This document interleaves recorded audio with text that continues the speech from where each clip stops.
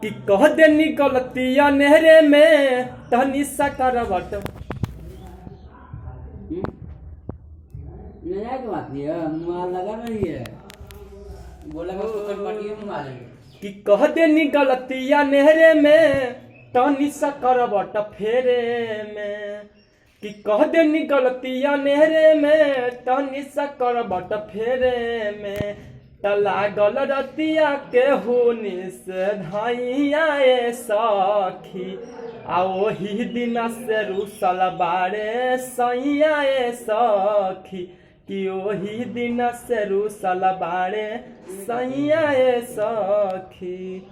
कि कह दे निकलतिया नहरे में तनी सा करवट फेरे में। कह दे निकलतिया नहरे में तनी सा करवट फेरे में। कि लागल रतिया के होनी से धैया सखी आ वही दिन से रुसल बारे सैया सखी।